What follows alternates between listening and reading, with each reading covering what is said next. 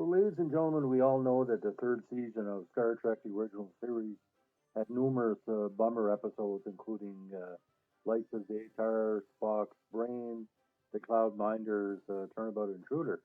But the episode I'm going to rename, well, there's no other way to say it, is Hippies in Space. Now, the way to Eden, I can't even say way to Eden without thinking Hippies in Space. It's the 20th episode of the third season of Star Trek. It was written by Arthur Heinemann, based on a story by Heinemann and D.C. Fontana, who's using the pen name Michael Richards. Now, originally, the whole plot was supposed to be Scotty's daughter in an episode called Joanna, but they had to change the plot around a little bit. Some of the original Fontana script was still in there. Now, it was first broadcast on February 21st, 1969, and in this episode, the Enterprise is hijacked by a hippie-like group obsessed with finding a mythical paradise. Now, the plot of it is this space cruiser Aurora has been stolen. When trying to escape, six passengers for the ship are safely being aboard. Now, there's a key member of the people that are safe in the ship, Congo Rad, who is the son of a Catulian ambassador, who has the key to basically a peace agreement between Catulian and the Federation.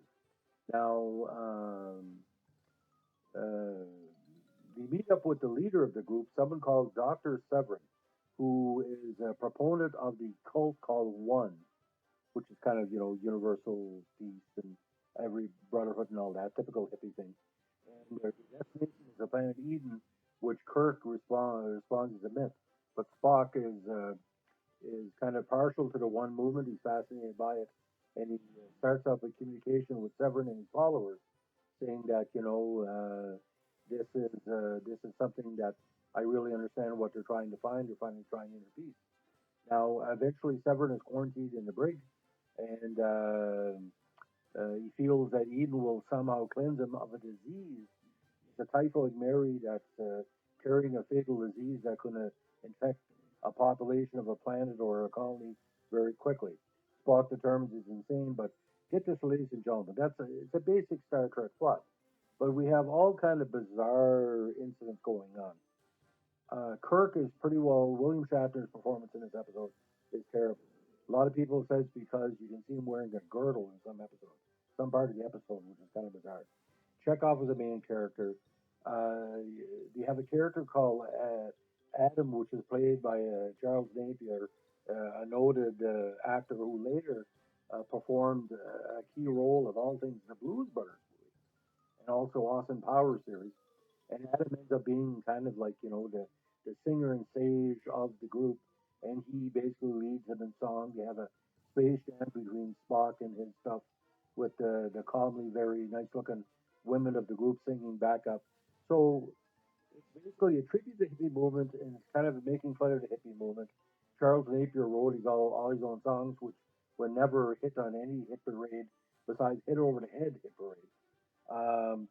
But overall, like I said, the only good part of the episode is to see Spock lose his ever frickin' mind. He finds out that Dr. Severance is crazy. He finds out he has to find Eden for his own personal goal of trying to understand the One movement.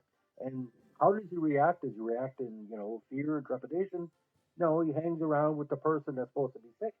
He does a jam with all his followers. It's like having, the FBI leader hang with Timothy Leary, which the Dr. Severin character was kind of based on Timothy Leary to begin with. Now, many members of the Star Trek cast and crew have said this is the worst episode of the series. I don't tend to agree. It's bottom five. It's not as bad as Turnabout and Intruder, because how can you get any worse than Spock's brain? Because Spock's brain is so far-fetched. You could see a bunch of space hippies. You can understand it.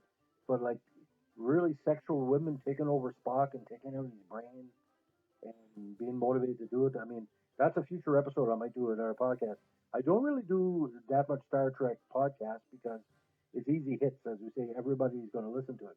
But the new generation that's been caught in the house with COVID, This episode was shown on the Sci-Fi Channel in Canada this week, and I know a lot of people were stuck home probably watching the episode with their grandfathers or their parents, and you were warned how bad it is.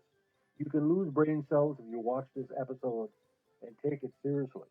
And some weird stuff in the episode. Scotty has some great lines, but he plays like a cliche version of Scotty. Your horror, for some reason, is not in the episode because your horror would probably tell them they're full of shit. Maybe we had another actress, the white version of horror, that played the horror part, which is totally bizarre. And if you look very closely, Severin and a couple of other of the actors have appeared in previous Star Trek shows, but every moment of the episode is off kilter. People are reacting to the music, and they're why would somebody in Star Trek have a pen? He's tapping his pen or tapping his hand, like it makes totally no sense. The idea, if you watch this episode, you have to basically watch it on drugs. If you're addicted to any type of drugs, this is the show for you, because that's what hippies do. They get stoned. Maybe they got stoned and watched Star Trek. But Star Trek was already towards the cancellation before this episode was ever completed. So who was the target audience? Would any hippie would take this episode, seriously? I mean, it's a complete cock up. Anyway, second season of Star Trek, the last 5 or 10 episodes, there are some good ones. But this, like I said, this is the rock bottom. Hippies in Space is too bad. Pigs in Space wouldn't have done a version of this. I would watch that a lot better. But the Space Jam, and when the movie Space Jam came out with Michael Jordan, people were basically wondering if people were going to make this episode very much popular, because that's the word where Space Jam came from, ladies and gentlemen. Spock with the space hippies. Yes. Anyway, so on this COVID Tuesday, where everybody in New Brunswick is waiting for more of the those checks, don't cash them all in one place. So what are you going to spend anyway? If you do have a chance, look at some of the original documentaries on Star Trek, where some of the actors talk about how bad this episode is. That would be much more entertaining than watching the episode. It has its moments, but like 45 seconds in a 52-minute episode is not enough.